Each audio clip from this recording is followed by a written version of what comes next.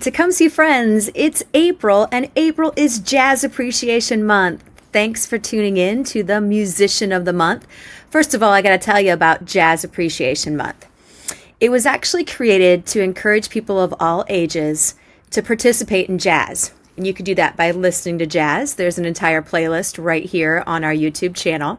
You can read about jazz, and you can study jazz like you are doing today. I mean, you're right here learning about the Jazz Musician of the Month. Our April Musician of the Month is John Coltrane. And John Coltrane was simply one of the greatest saxophonists in the history of jazz. I'm going to let you listen for a second to hear how fast he flies over the notes.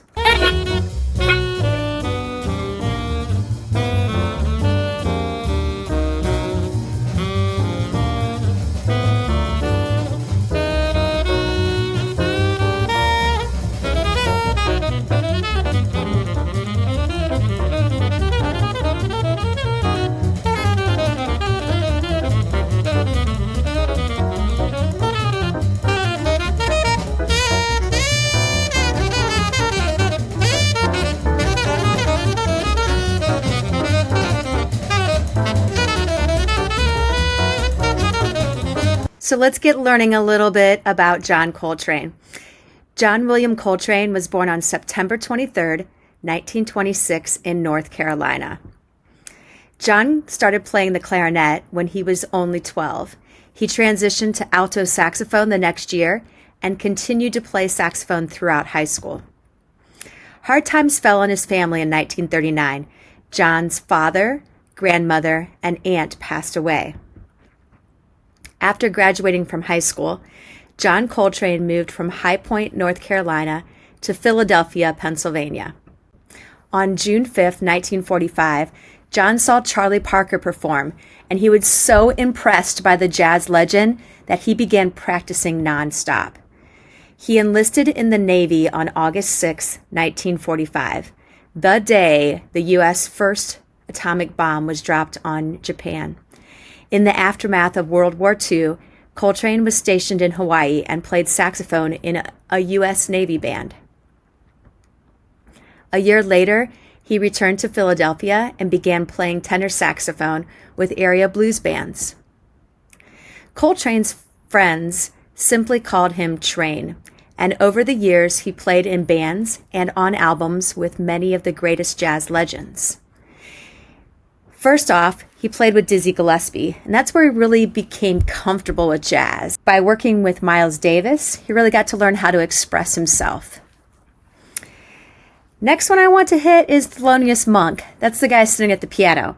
And that's where John Coltrane learned that there were no limits, that his jazz could take him anywhere, and he could try anything he wanted with jazz.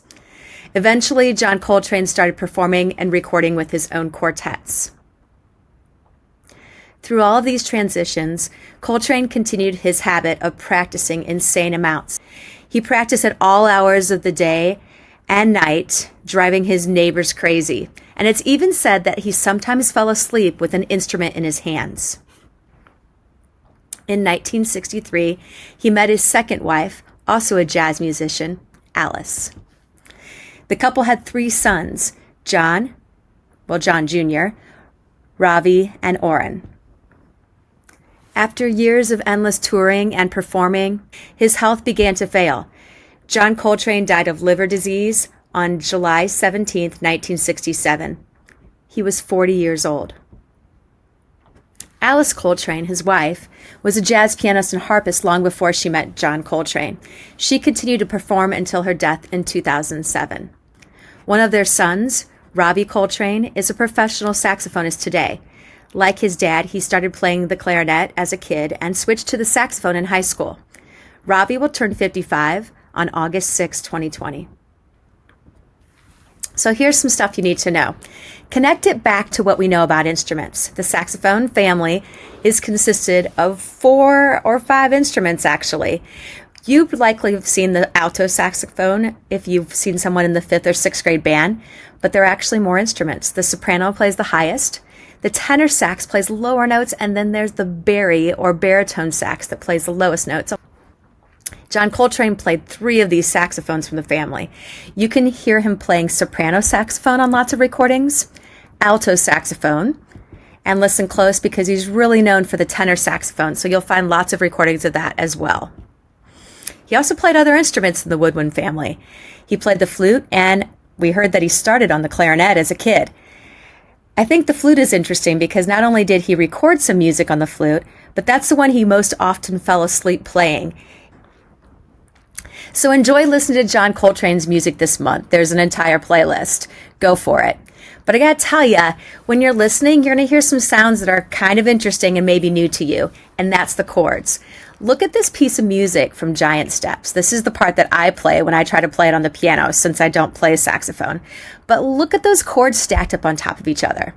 What we know about chords is that they're 3 or more notes out at the same time. So for example, here's a C chord, C, E, and G. Here's an F chord, F, A, and C, or even a G chord. And on the ukulele, we play these chords, or you could even play a G7, which means we play 1, 3, 5, and 7. Skip, skip, skip, skip. But in songs like John Coltrane's, you get to hear some pretty cool, funky chords. So I'm going to actually illustrate that by having you listen to it while you're looking at the piano.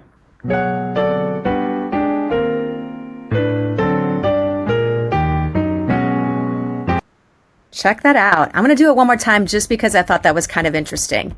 You're looking at these chords being played, and as they're played, I'm going to show you how they're grouped on the piano. It doesn't look like our simple C chord anymore, but they sound cool and they are really interesting. So here we go.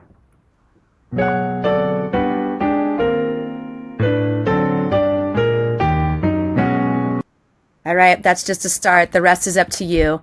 Listen to John Coltrane's music this month. Find the playlist here on the YouTube channel and find other music by Coltrane or other musicians. There's some jazz greats out there that you can discover. Miles Davis we mentioned in this video. Thelonious Monk was mentioned in this video. And Dizzy Gillespie, but that's not the end of the list. You might remember last year we learned about Wynton Marsalis. There's so much jazz to discover. So happy April, happy Jazz Appreciation Month, and I hope you're doing lots of learning and listening to music at home.